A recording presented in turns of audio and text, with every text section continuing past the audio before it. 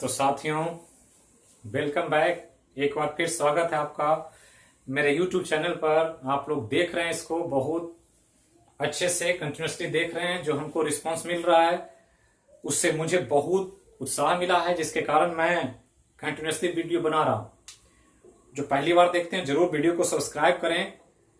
चूंकि ध्यान रखें, जो भी यहाँ बताया जा रहा है एग्जाम को ओरिएंटेड ध्यान से बताया जा रहा है। आज हम लोग देखेंगे केमिस्ट्री रसायन विज्ञान के अंतर्गत जो एटॉमिक स्ट्रक्चर पढ़ रहे थे उसी में एक दो महत्वपूर्ण टॉपिक बहुत इंपॉर्टेंट 65 बीपीएससी पीटी में भी एक सवाल यहां से पूछा गया था, जो पहले लगता था कि नहीं पूछा जाएगा। और हम बार बार क्लास जो ऑफलाइन होता है उसमें बताते रहते हैं कि थोड़ा सा गहराई में जाएं। अब सुपरफिशियल पढ़ने से सवाल नहीं बने। बीपीएससी जैसे एग्जाम में पहले जो ल्यूसेंट वगैरह पढ़कर एग्जाम में दे देते थे तो वैसे हो जाता था, आज नहीं होगा, क्योंकि क्वेश्चन अब कॉन्सेप्चुअली पूछा जा रहा है। तो ध्यान रखना है। उसी में हम एक दो महत्वपूर्ण टॉपिक बताने जा रहे हैं। तो हम लोग पढ़ चुके थे रदरफोर्ड का सिद्धांत और नील बोर का। और नील बोर ने रदरफोर्ड के सिद्धांत की कमियों को दूर कर दिया और पूरा स्ट्रक्चर को क्लियर कर दिया दुनिया के सामने कि परमाणु कैसे है। और कहा कि नाभिक है और नाभिक के बाहर ऊर्जा का अलग अलग क्षेत्र बना हुआ है और उसी क्षेत्र में इलेक्ट्रॉन घूमता, और जो क्षेत्र में घूमता है उसको कक्ष कहते हैं। अब कक्ष में इलेक्ट्रॉन घूम रहा अलग अलग ऊर्जा क्षेत्र का, तो एक कक्ष जो अलग अलग है इसमें इलेक्ट्रॉन की संख्या कैसे डिस्ट्रीब्यूट होती है, इसको बताया दो वैज्ञानिक ने मिलकर के। एक वैज्ञानिक का नाम है बोर और एक का नाम है बरी। तो बोर बरी ने मिलकर एक स्कीम बनाया जिसको बोर बरी योजना कहते। तो ध्यान रखना है, बोर बरी योजना बहुत इंपॉर्टेंट है, बार बार पूछा जाता है। और बोर बरी की योजना क्या है कि योजना एक इलेक्ट्रॉन के वितरण से संबंधित, मतलब परमाणु के कक्ष में इलेक्ट्रॉन के वितरण से संबंधित है। यह ध्यान रखना है कि इलेक्ट्रॉन के वितरण से संबंधित एक नियम दिया जिसको बोर बरी योजना कहते, और बिल्कुल स्पष्ट बताया कि बोर बरी का कहना था दोनों के द्वारा कैलकुलेशन करके क्वांटम सिद्धांत से कि किसी भी एटम के जो कक्ष होते हैं उसमें इलेक्ट्रॉन की संख्या एक मैथमेटिकल इक्वेशन से कैलकुलेट होता। और वो इक्वेशन बताया कि परमाणु का जो कक्ष होगा उस कक्ष में इलेक्ट्रॉन की संख्या जो होती है वो इलेक्ट्रॉन की संख्या का निर्धारण, इलेक्ट्रॉन की संख्या का निर्धारण 2n² से होता है। बिल्कुल ध्यान रखना ये फॉर्मूला for 2n², जहां 2 तो संख्या है, n क्या है इसको समझना। तो यहां ध्यान रखना है कि n जो आया है यहां उस कक्ष की संख्या है जिस कक्ष में हम इलेक्ट्रॉन की संख्या जानना चाहते। तो ध्यान रखना है कि जिस कक्ष में आप इलेक्ट्रॉन की संख्या जानना चाहते हैं कि कितना होगा, उस कक्ष की संख्या का मान n बराबर यहां रख दें तो वैल्यू दे देगा कि कितना इलेक्ट्रॉन रहेगा। जैसे हम फिगर से समझें तो फिगर यहां है कि एक नाभिक है, ऐसे ये एटम का न्यूक्लियस है और न्यूक्लियस के बाहर एक ऑर्बिट है, ऐसे पहला, ये दूसरा, ये तीसरा, इसके आगे और जा सकते हैं, चौथा, पांचवा, ऐसे आ सकते हैं। तो ये ऑर्बिट है इस प्रकार से। तो जो ऑर्बिट ढूंढना था नील बोर, उसका नामकरण किया था अंग्रेजी के अल्फाबेट के आधार पर। और अल्फाबेट के आधार पर जो पहला ऑर्बिट था उसको के माना, दूसरा को एल माना, तीसरा को एम माना, चौथा को एन माना, पांचवा को ऐसे करते चले। मतलब के जो है पहला कक्ष, एल दूसरा है, ये तीसरा है, चौथा है, पांचवा और छठा सातवां हो सकता है। वो डिपेंड करेगा कि एटम में इलेक्ट्रॉन की संख्या कितनी है, उसके आधार पर ऑर्बिट की संख्या बढ़े घटेगी। अब यहां ध्यान रखें कक्ष की संख्या n है, तो यहां के एल एम के आधार पर अगर निकालें तो इधर रखते हैं कक्ष की संख्या और इधर एक कॉलम में हम लिखें इलेक्ट्रॉन की संख्या या इलेक्ट्रॉन की अधिकतम संख्या। यह ध्यान रखना कि ये मैक्सिमम संख्या बताएगा, एक ही वैल्यू बताएगा और वो मैक्सिमम बताएगा कि उस कक्ष में अधिकतम कितना रह सकता है। तो अधिकतम पूछेगा तभी आप ये फॉर्मूला लगा सकते हैं 2n²। तो ये ध्यान रखना है अब कक्ष की संख्या मान ले पहला है और पहला कक्ष है प्रथम कक्ष, और पहला कक्ष को हम कहते हैं के। तो के के लिए पहला कक्ष n है, तो n बराबर यहां पर क्या होगा 1 होगा, और n बराबर 1 रखेंगे तो 2 गुना 1 का स्क्वायर रखेंगे, तो यहां पर जो वैल्यू आ जाएगा वो 2 आ जाएगा, क्योंकि यहां निकालना है 2n स्क्वायर के हिसाब से, तो n का मान 1 है रखेंगे तो 2 आ जाएगा। अब यहां रखें कि पहला की जगह अगर दूसरा कक्ष ले तो दूसरा कक्ष लेंगे तो l होगा, और l के लिए n बराबर 2 होता है, और n बराबर 2 के लिए वैल्यू अगर n बराबर 2 रखें तो 2 गुना 2 का स्क्वायर बराबर 4 मल्टीप्लाई 2 8 होता है।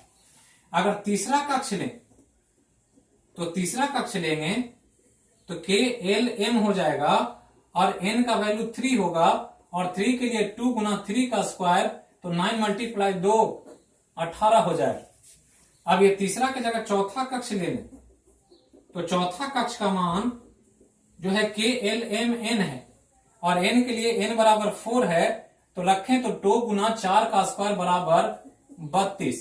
इस प्रकार से आप बढ़ा सकते हैं, आगे चौथा पांचवा छठा सातवां जितना भी निकाला निकाल सकते हैं।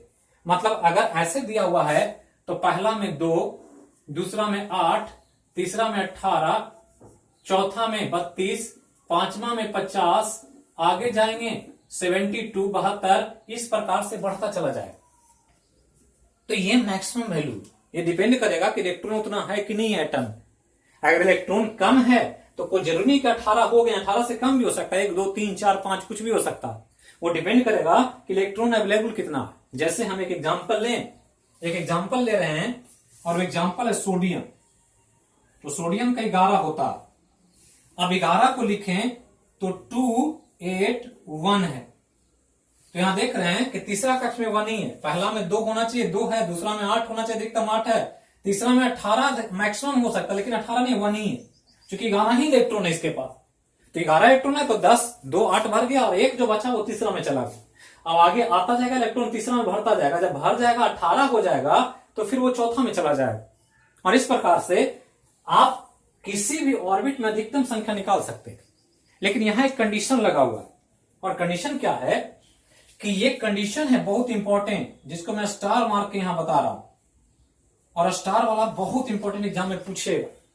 तो क्या स्टार है, ध्यान रखना है कि अगर किसी कक्ष में इलेक्ट्रॉन की संख्या पूछे और वो कक्ष बाह्यतम हो, बाह्यतम मतलब सबसे लास्ट में, तो ध्यान रखना किसी परमाणु के सबसे बाह्यतम कक्ष में इलेक्ट्रॉन की अधिकतम संख्या इस फॉर्मूला से नहीं लगेगा। यहां बाह्यतम कक्ष में 2n स्क्वायर फॉलो नहीं होगा, ये ध्यान रखना। तो बाह्यतम कक्ष आ गया, तो बाह्यतम कक्ष में आप या तो 2 ले सकते हैं, नहीं तो 8 ले सकते हैं। 2 कब, जब 2 मैक्सिमम कब होगा, जब पहला कक्ष होगा, और पहला को छोड़कर अगर कोई भी कक्ष है तो उसमें अधिकतम आप 8 ही ले सकते हैं, जब वो बाह्यतम कक्ष हो, तब आपको 2n स्क्वायर नहीं लगाना। तो ध्यान रखना, अगर ये पूछे कि किसी परमाणु के चौथे कक्ष में अधिकतम इलेक्ट्रॉन कितना, तो चौथे का अधिकतम पूछ रहा है, तो आप पूछेंगे 2n स्क्वायर से चौथा का लगाएंगे तो 4 मल्टीप्लाई 4 16 मल्टीप्लाई 2 32। लेकिन ये कह दे कि चौथा परमाणु का अंतिम कक्ष है, उसके बाद फिर कोई कक्ष ही नहीं है, पांचवा छठा है ही नहीं, तब वहां पर 2n स्क्वायर 32 जो होता है, ये ना होकर के फिर 8 हो जाएगा। अगर वो पहला कक्ष है तो 2 ही होगा। जैसे हाइड्रोजन में एक ही ऑर्बिट है तो उसमें 2 ही इलेक्ट्रॉन रह सकता है, हीलियम में एक ही ऑर्बिट है तो उसमें 2 ही इलेक्ट्रॉन रह सकता है, लेकिन एक के अलावा दूसरा तीसरा चौथा, लेकिन वो अंतिम में है। मतलब अंतिम कहने का मतलब जैसे यहां 72 है तब 50 होगा। अगर ये नहीं है तो इसमें 50 नहीं रहेगा, फिर इसमें 8 ही रहेगा। ये ध्यान रखना यही कि जब बाह्यतम कक्ष दे दिया तो अधिकतम उसमें 8 ही रहेगा, पहला को छोड़कर। अगर पहला ही बाह्यतम है तो उसमें आपको 2 ही इलेक्ट्रॉन लेना। क्यों? क्योंकि ध्यान रखना है कि बाह्यतम कक्ष में 2 या 8 की जो स्थिति होती है, ये सबसे स्टेबल मानी जाती है, अस्थाई। और सभी एटम चाहते हैं अस्थायित्व प्राप्त करना। स्टेबिलिटी को प्राप्त करने के लिए ही ये बाह्यतम कक्ष में ऐसा काम करते हैं। जिसके बहुत सारे कारण हैं जो हम लोग पढ़ते हैं अलग अलग चैप्टर में, जब पीरियोडिक टेबल पढ़ते हैं डिटेल में तो वहां पर एक एक चीज को बताया जाता है। ये ऑफलाइन क्लासेस में आपको देखने को मिलता है। अब जीरो लेवल से हम लोग जाते हैं, एक एक चीज को तोड़ तोड़ करके समझते हैं, लेकिन हम यहाँ वीडियो क्लास के माध्यम से सिर्फ उन चीजों पर फोकस कर रहे हैं जहां से एग्जाम में सवाल ज्यादा पूछता। तो ये ध्यान रखें कि स्टेबल होने के लिए बाह्यतम कक्ष में अगर पहला है तो 2 और पहला को छोड़कर कोई और बाह्यतम कक्ष है, तीसरा चौथा पांचवा, तो उसमें अधिकतम 8 ही इलेक्ट्रॉन रहेगा अधिकतम। वो क्यों? क्योंकि स्टेबिलिटी इसी में मिलती है एटम को। तो इतना चीज आप ध्यान रखें। अब चूंकि इलेक्ट्रॉन प्रोटॉन न्यूट्रॉन की बात हो रही है, हम लोग एटम के स्ट्रक्चर को समझ रहे हैं और परमाणु संरचना को देखना है, तो इसी में हम 2 और महत्वपूर्ण क्वांटिटी को देखेंगे जिससे काफी एग्जाम में सवाल पूछता और बहुत इंपॉर्टेंट क्वांटिटी है जिसको यहां पर हम लोग समझने का प्रयास करें। एक का नाम है एटॉमिक नंबर, ये ध्यान रखना है, एटॉमिक नंबर। और इसी का एक मिलता जुलता नाम है जिसको मास नंबर कहा जाता है। तो एटॉमिक नंबर या मास नंबर बार बार पूछता है, दोनों चीज। अभी 65 बीपीएससी में पूछा गया कि एग्जाम में एक क्वेश्चन जो न्यूमेरिकल क्वेश्चन के तौर पर, जिनको कॉन्सेप्ट है वही बना पाए, रटने से यहां सवाल नहीं बनेगा। और हम बार बार कह रहे हैं कि थोड़ा सा कॉन्सेप्ट को देखें, क्योंकि अब समय चेंज हो गया है थोड़ा सा। यूपीएससी पैटर्न पर बीपीएससी वगैरह का एग्जाम हो रहे हैं, एसएससी में भी बहुत सारे टेक्निकल क्वेश्चन पूछे जाते हैं, रेलवे वगैरह, तो इसको ध्यान रखना। अब इन दोनों को अगर हिंदी में देखें तो इसको कहते हैं परमाणु संख्या और इसका नाम है द्रव्यमान संख्या। बिल्कुल कॉन्सेप्चुअली याद रखना है, रटना नहीं है, क्योंकि रटने से हमेशा दिमाग में दबाव होता है, समझने से दिमाग का दबाव या प्रेशर फ्री हो जाता है। जो चीज समझ में आ जाए बिल्कुल आप हल्का हो जाएं, समझ में ना आ जाए सिर्फ याद कर लें तो धीरे धीरे वो आपको प्रेशर क्रिएट करे। अब 2 टर्म है एटॉमिक नंबर, मास नंबर, जो एटम से रिलेटेड, ये ध्यान रखना। ये दोनों वर्ड एटम के लिए यूज होता है, परमाणु के लिए। क्या है दोनों, इसी को समझना। तो ध्यान रखना है पहले तो कि इसका जो एटॉमिक नंबर का जो सिंबल है वो सिंबल अंग्रेजी का जेड होता है, संकेत। मतलब जेड बराबर कोई संख्या दिया रहे तो समझना कि वो एटम के एटॉमिक नंबर को बता रहा है। जबकि इसका सिंबल देखेंगे तो इसका सिंबल या संकेत जो होगा, ये सिंबल कैपिटल ए होगा। तो ए बराबर किसी परमाणु का ए बराबर कुछ दिया रहे संख्या तो समझना द्रव्यमान संख्या। तो एक जेड से सूचित करेंगे और एक ए से। अब यहां ध्यान रखना है कि जो जेड या परमाणु संख्या जो है वो क्या है, तो ये जो है किसी एटम के नाभिक में मौजूद, एटम के नाभिक में मौजूद प्रोटॉन की संख्या बताता है। ये ध्यान रखना, प्रोटॉन की संख्या बताता है। ये बहुत इंपॉर्टेंट पॉइंट है, ध्यान रखना कि किसी भी एटम के नाभिक में कितना प्रोटॉन है वो एटॉमिक नंबर से पता चलता है। मतलब अगर जेड बराबर कोई संख्या दे दे तो समझना है कि उसमें प्रोटॉन की संख्या कितनी है आपको जानकारी दिया जा रहा। जैसे दे दे कि एक एटम है और उसका जेड बराबर 20 है, मतलब एक एटम है जिसके नाभिक में प्रोटॉन की संख्या 20। ये ध्यान रखना, जेड बराबर 20 मतलब इस एटम का जिसके बारे में दिया गया है उसके न्यूक्लियस में, उसके नाभिक में प्रोटॉन जो है वो 20 है। ये ध्यान रखना। सिंपल जेड अगर दिया रहे तो आपको समझना है प्रोटॉन की संख्या। मतलब आप सिंपल लिख सकते हैं जेड बराबर पी। तो जेड बराबर पी क्या है, तो पी जो है यही प्रोटॉन की संख्या बता रहा कि नाभिक में प्रोटॉन कितना। अब यहां चले मास नंबर में, तो मास नंबर क्या बताता है, तो ध्यान रखना मास नंबर नाभिक में मौजूद, नाभिक ही है, नाभिक के बाहर यहां कोई चर्चा नहीं। जो भी चर्चा है वो नाभिक की चर्चा है, ये दोनों के बारे में। नाभिक के बाहर ऑर्बिट इलेक्ट्रॉन, इलेक्ट्रॉन का यहां कोई चर्चा नहीं। यहां जो भी बात हो रही नाभिक, यहां भी नाभिक, यहां भी नाभिक। लेकिन नाभिक में हमने पढ़ा है कि 2 चीज रहता है, प्रोटॉन रहता है और न्यूट्रॉन रहता है। तो प्रोटॉन तो यहां ले लिए, सिर्फ प्रोटॉन लेंगे एटॉमिक नंबर। लेकिन यहां क्या है कि नाभिक में प्रोटॉन तथा न्यूट्रॉन की कुल संख्या ले लिया जाए, कुल संख्या ले लिया जाए तो वही द्रव्यमान संख्या बता देता। ये ध्यान रखना। मतलब यहां अब प्रोटॉन अकेले नहीं, प्रोटॉन के साथ न्यूट्रॉन भी। तो जब किसी न्यूक्लियस में प्रोटॉन न्यूट्रॉन की संख्या दोनों दिया रहे और दोनों संख्या को जोड़ देंगे तो द्रव्यमान संख्या बता दे। मतलब यहां अगर P और N संख्या है तो यहां लिख सकते हैं A बराबर P और प्लस N। जहां आपको पता है कि P जो है प्रोटॉन की संख्या है और N न्यूट्रॉन है। जहां पर ध्यान रखना है P प्रोटॉन है और N जो है वो न्यूट्रॉन है, जिसके बारे में हम डिटेल में पढ़ चुके। तो ये ध्यान रखना है कि A बराबर P प्लस N होता है। अब यहां 2 पॉइंट और याद रखना है, बहुत इंपॉर्टेंट, जिसके बाद हम लोग 2-3 क्वेश्चन भी देखेंगे जो आपको बिल्कुल इस चीजों को समझा देगा आसानी से। आप बिल्कुल कोई भी सवाल पूछेगा बता दें। अब यहां ध्यान दें कि Z बराबर P है और A बराबर P प्लस N। अब यहां ध्यान रखना है कि हमने पढ़ा है कि एटम उदासीन होता, एटम उदासीन होता है, मतलब एटम पर कोई चार्ज नहीं होता, जबकि एटम के अंदर प्रोटॉन और इलेक्ट्रॉन है जिस पर चार्ज है।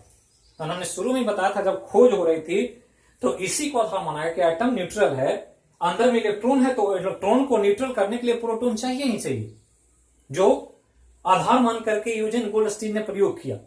तो ध्यान रखना एटम उदासीन होता है और उदासीन होने के लिए अगर प्रोटॉन अंदर में पॉजिटिव है तो उसको न्यूट्रलाइज करने के लिए उतनी ही संख्या में इलेक्ट्रॉन भी चाहिए। तो यहां अगर एटम उदासीन होता है तो उदासीन होने के लिए किसी भी एटम में प्रोटॉन को एग्जैक्टली बराबर होना चाहिए, किसके? इलेक्ट्रॉन के। ये जब तक दोनों बराबर नहीं होगा तब तक एटम न्यूट्रल नहीं होगा। इसमें से कोई की संख्या ज्यादा या कम हो जाएगी तो वही एटम आयन बन जाता है, चार्ज। यही कॉन्सेप्ट है चार्ज का, आवेश का, कि ये दोनों असंतुलित हो गया तो अब वो परमाणु नहीं रहेगा, आयन बन जाएगा। और इसी को समझना कि प्रोटॉन और इलेक्ट्रॉन बराबर होता है। मतलब Z बराबर P है तो आप लिख सकते हैं कि Z बराबर P और बराबर E, ये तीनों एग्जैक्टली सेम होगा, इसमें कोई अंतर नहीं होगा। ये ध्यान रखना। अब इसी के आधार पर आपको कई तरह के सवाल पूछे जाएं। ये ध्यान रखना है कि एटॉमिक नंबर और मास नंबर ये दोनों दो इंपॉर्टेंट क्वांटिटी जिससे काफी सवाल एग्जाम में पूछा जाता। अब इसी के आधार मान करके कुछ क्वेश्चन जैसे 65 पीपीएससी में पूछा गया था वैसा ही कुछ क्वेश्चन मैं आपको डिटेल में डिस्क्राइब कर देता हूं, जिसको आप कुछ बुक्स के द्वारा प्रैक्टिस कर सकते हैं। बुक्स में जो मैंने आप लोगों के लिए तैयार किया है उसमें सब कुछ दिया गया है डिटेल में। आप वो बुक को अवेलेबल करा करके जरूर पढ़ें। जो पहली बार चैनल देख रहे हैं उसको जरूर सब्सक्राइब करें, बेल बटन को दबाएं ताकि आपको डे बाय डे जो वीडियो जा रहा है उसका नोटिफिकेशन मिल जाए। ज्यादा से ज्यादा लोगों को शेयर करें और इस लॉकडाउन में जो समय आपके पास पर्याप्त है उसको वेस्ट न करें, एक कंस्ट्रक्टिव, एक अच्छे सकारात्मक कार्य में उपयोग करें। तो ध्यान रखें। आप इसी कॉन्सेप्ट को समझने के लिए 2-3 क्वेश्चन, जैसे मैं एक क्वेश्चन लिख रहा हूं पहला, और एक क्वेश्चन है कि एक एटम है परमाणु और एटम का नाभिक जो है उस नाभिक में प्रोटॉन है और प्रोटॉन की संख्या दे दिया है 20। ये नाभिक है और नाभिक में प्रोटॉन की संख्या 20 दे दिया। तो कहता है कि इसका 2 चीज बताएं। पहला बताएं कि इसका जो परमाणु है इसमें इलेक्ट्रॉन कितना है, इलेक्ट्रॉन बराबर भार, और दूसरा जो है इसका एटॉमिक नंबर बताएं। ये 2 चीज पूछ रहा है, ये दोनों को बताना, इलेक्ट्रॉन की संख्या, एटॉमिक नंबर। और यहां हमने कहा कि एटॉमिक नंबर जो होता है वो प्रोटॉन की संख्या ही बताता है कि जितना प्रोटॉन वही एटॉमिक नंबर। और यहां दे दिया प्रोटॉन 20, मतलब प्रोटॉन 20 है तो एटॉमिक नंबर भी 20 ही होगा, कुछ दूसरा होगा नहीं, क्योंकि इसी के आधार पर एटॉमिक नंबर दिया जाता है एटम को। अब यहां ध्यान रखना, हमने कहा कि एटम उदासीन है, इलेक्ट्रॉन प्रोटॉन को बराबर होना चाहिए तभी होगा उदासीन। तो एटम है और एटम में 20 प्रोटॉन है, तो एटम उदासीन होने के लिए इलेक्ट्रॉन भी कितना होगा, 20 ही होगा। मतलब ये दोनों 20-20 ही होगा। जब किसी के नाभिक में 20 प्रोटॉन होगा तो इलेक्ट्रॉन भी 20 होगा और एटॉमिक नंबर 20 होगा। एक क्वेश्चन दे रहे हैं हम दूसरा, कि एक एटम है और इस एटम का परमाणु संख्या जो है वो 16 है, परमाणु संख्या 16। तो इसमें आप दो चीज बताएं, इलेक्ट्रॉन कितना है और प्रोटॉन कितना है। बिल्कुल वही सवाल है, यहां प्रोटॉन दिया था, यहां एटॉमिक नंबर दे दिया।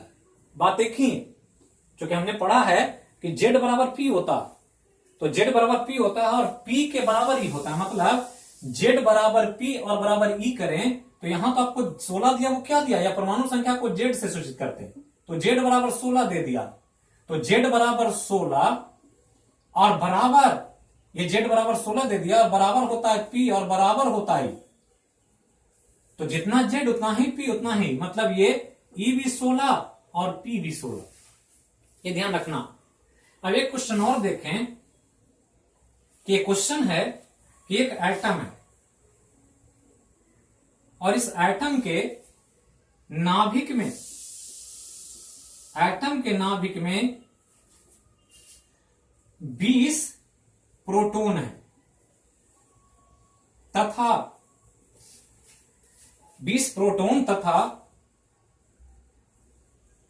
20 न्यूट्रॉन है। 20 न्यूट्रॉन, 20 प्रोटॉन है तथा 20 न्यूट्रॉन है। तो ज्ञात करना है पहला इलेक्ट्रॉन की संख्या, इलेक्ट्रॉन कितना है, इलेक्ट्रॉन के साथ ज्ञात करना है एटॉमिक नंबर कितना है, और इसके साथ साथ ज्ञात करना है कि इसका मास नंबर कितना है। 3 चीज ज्ञात करना, प्रोटॉन दे दिया है और न्यूट्रॉन दे दिया, और हमने पढ़ा कि जो प्रोटॉन होता है वही एटॉमिक नंबर, तो प्रोटॉन 20 है मतलब एटॉमिक नंबर 20 है, और जितना प्रोटॉन होता है उतना ही इलेक्ट्रॉन होता है, मतलब इलेक्ट्रॉन भी 20 है। जबकि मास नंबर जिसको हम A से सूचित करते हैं, और A बराबर पढ़े हैं कि A बराबर P और प्लस N होता है, तो P दे दिया है 20 और ये 20 न्यूट्रॉन, तो 20 और प्लस 20 करें तो ये 40, मतलब मास नंबर जो है इस एटम का वो 40। अब यहां पर एक क्वेश्चन और देख लेते हैं लास्ट में, कि एक एटम है, एक एटम जिसका A जो है A है 27 तथा उस एटम में इलेक्ट्रॉन जो है, इलेक्ट्रॉन की संख्या 13 है, इलेक्ट्रॉन की संख्या 13। एक एटम है जिसका A है 27 तथा इलेक्ट्रॉन की संख्या 13 है, तो बताना है प्रोटॉन की संख्या कितनी, न्यूट्रॉन की संख्या कितनी तथा एटॉमिक नंबर कितना, ये 3 चीज बताना है। तो यहां पर हमने पढ़ा है कि Z बराबर P होता है और E होता है, Z बराबर P और बराबर E, ये पढ़े हैं। मतलब जितना एटॉमिक नंबर उतना ही प्रोटॉन उतना ही इलेक्ट्रॉन। तो यहां प्रोटॉन नहीं दिया, इलेक्ट्रॉन दिया 13, और एटम है, तो एटम में है और इलेक्ट्रॉन 13 है, मतलब उस एटम में प्रोटॉन भी 13 ही होगा, क्योंकि प्रोटॉन और इलेक्ट्रॉन बराबर होता है, साथ ही एटॉमिक नंबर भी बराबर होता है। तो 13 अगर इलेक्ट्रॉन और प्रोटॉन है तो Z भी, एटॉमिक नंबर भी 13 ही होगा। जबकि न्यूट्रॉन की संख्या पूछ रहा, और एक आपको A दे दिया है 27, हम पढ़े हैं A बराबर P और प्लस N होता, प्रोटॉन न्यूट्रॉन को मिला दें तो ये हो जाता, और A का मान दे दिया है 27, P हम निकाल चुके हैं कि P जो है ये 13 है और प्लस N निकालना है, इसलिए N बराबर, अगर इसको सॉल्व करें तो 24, 27 और -13 बराबर 14, मतलब न्यूट्रॉन की संख्या 14।